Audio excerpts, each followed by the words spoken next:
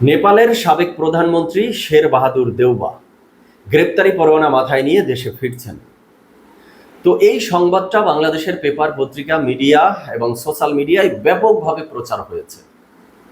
এই ঘটনাটাকে কেন্দ্র করে বাংলাদেশে শেখ হাসিনা প্রেমী যারা রয়েছে, আওয়ামী প্রেমী যারা রয়েছে, শেখ হাসিনা ডিসেম্বর মাসে দেশে ফিরবেন বলে অধীর আগ্রহে যারা অপেক্ষায় আছে, যারা দিনক্ষণ গণনা শুরু করে দিয়েছে, কাউন্ট ডাউন শুরু করে দিয়েছে, তারা একটা প্যারালাল ইকুয়েশন দাঁড় করানোর চেষ্টা করছে যে নেপালের প্রধানমন্ত্রী যদি গ্রেপ্তারি পরোয়ানা মাথায় নিয়ে দেশে ফিরতে পারে, তাহলে শেখ হাসিনাও ডিসেম্বর মাসে গ্রেপ্তারি পরোয়ানা মাথায় নিয়ে দেশে ফিরছেন, এটা নিশ্চিত। তো এই জায়গায় একটা টুইস্ট রয়েছে, ইন্টারেস্টিং টুইস্ট রয়েছে, কিছু ভুল ইনফরমেশন রয়েছে। নেপালের যেই প্রধানমন্ত্রীর কথা বলা হচ্ছে, এই প্রধানমন্ত্রী আসলে সেই প্রধানমন্ত্রী না, ইনি আসলে অন্য একজন প্রধানমন্ত্রী। দর্শক শ্রোতা, আজকে এই বিষয় নিয়ে সংক্ষেপে কিছু কথা বলবো। তো চলুন ডিরেক্ট হিট দ্য পয়েন্টে। শুরুতে চলুন এই টুইস্টটা একটু ভেঙে দেই। এই যে বলা হচ্ছে নেপালের সাবেক প্রধানমন্ত্রী শের বাহাদুর দেউবা, ইনি আসলে সেই যে 2025 সালে সেপ্টেম্বরে নেপালে যে জেনজিদের আন্দোলন, বিক্ষোভ বা অভ্যুত্থান ঘটেছে, সেই সময়ের প্রধানমন্ত্রী ছিল না। সেই আন্দোলনের সময়ও এই শের বাহাদুর দেউবা নেপালের সাবেক প্রধানমন্ত্রী ছিল, রানিং প্রধানমন্ত্রী তিনি ছিল না। এই শের বাহাদুর দেউবার যে রাজনৈতিক দল, সেটি হলো নেপালি কংগ্রেস, এবং এই দলটা নেপালের যে সরকার, বর্তমানে নেপালের সংসদের প্রধান বিরোধী দল হিসাবে আছে। সেই যে জেনজিদের আন্দোলন, তাদের প্রধান যে বালেন শাহ, তিনি তো বর্তমানে নেপালের সরকারের প্রধানমন্ত্রী হিসাবে আছেন, আর বিরোধী দলে আছেন এই শের বাহাদুর দেউবার দলটা। তাহলে এখন প্রশ্ন হলো যে জেনজিরা তখন নেপালে আন্দোলন করেছিল কোন সরকারের বিরুদ্ধে, বা আন্দোলন করার সময় কোন সরকার ক্ষমতায় ছিল, কোন প্রধানমন্ত্রী ক্ষমতায় ছিল? নিশ্চয়ই দর্শক শ্রোতা, আপনাদের মনে আছে একটা নাম, সেটা হলো কেপি শর্মা ওলি। হ্যাঁ, এই কেপি শর্মা ওলি সেই আন্দোলনের সময় নেপালের রানিং প্রধানমন্ত্রী ছিল। আর এই কেপি শর্মা ওলির দলের নাম হলো কমিউনিস্ট পার্টি, নেপালের কমিউনিস্ট পার্টি। আর এই যে শেখ হাসিনার বিরুদ্ধে 24-এর আন্দোলন বা অভ্যুত্থানকে কেন্দ্র করে যত মামলা, হত্যা মামলা, হত্যা চেষ্টার মামলা, হত্যার নির্দেশদাতা হিসাবে মামলা, গণহত্যা, মানবতা বিরোধী অপরাধের মামলা, এই যে যত মামলা আমরা দেখছি, এই ধরনের মামলাগুলো নেপালে হয়েছে এই কেপি শর্মা ওলির বিরুদ্ধে, এই শের বাহাদুর দেউবার বিরুদ্ধে না। তো এই কেপি শর্মা ওলি কিন্তু অনেক আগেই গ্রেপ্তার হয়েছে এবং নেপালের কারাগারেও আছে।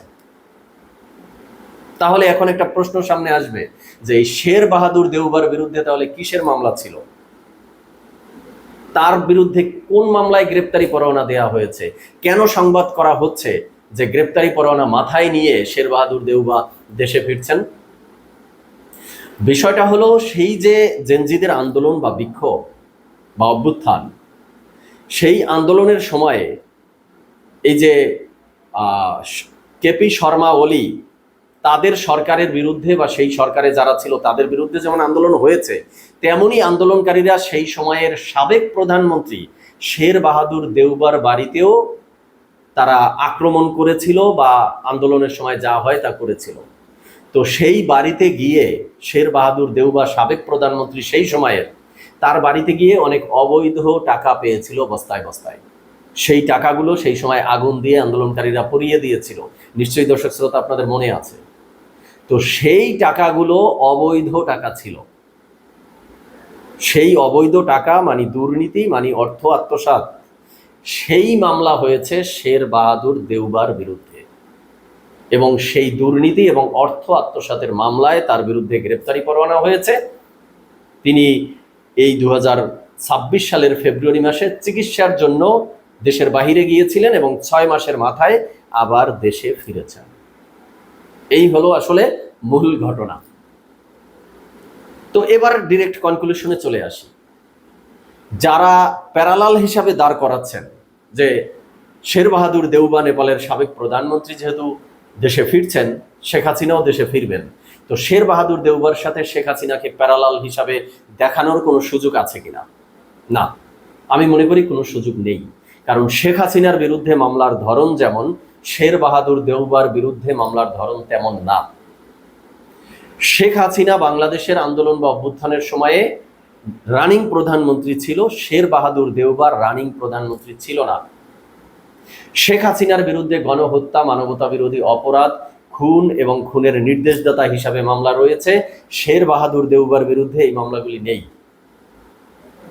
তো ডিসেম্বর মাসে শেখ হাসিনা দেশে ফিরতে পারবেন কি পারবেন না সেটা ডিফারেন্ট বিষয়, বা সেটা নিয়ে বিভিন্ন ধরনের তথ্য উপত্য বা বিভিন্ন ধরনের ঘটনা আমরা একের পর এক দেখতে পাচ্ছি।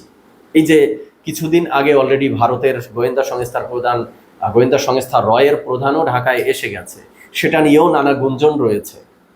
এর পূর্বে আলোচনাও করেছি যে রয়ের প্রধান কি ঢাকায় এসেছে শেখ হাসিনা ডিসেম্বরে ফিরছে সেই বিষয়ে আলোচনা করতে, মিউচুয়াল করতে, শেখ হাসিনার নিরাপত্তা নিশ্চিত করার জন্য। তো শেখ হাসিনা ডিসেম্বরে দেশে ফিরে আসছেন কি আসছেন না সেটা যত দিন যাবে ততই স্পষ্ট হবে আমাদের কাছে। বাট নেপালের এই শের বাহাদুর দেওবার ফিরে আসার সাথে শেখ হাসিনার ফিরে আসার আমি অন্তত প্যারালাল কোনো ইকুয়েশন দেখতে পাচ্ছি না। তো দর্শক শ্রোতা, আজকে এই পর্যন্তই। আপনারা আপনাদের মতামত জানাবেন। সবাই ভালো থাকবেন, সুস্থ থাকবেন। ধন্যবাদ সবাইকে।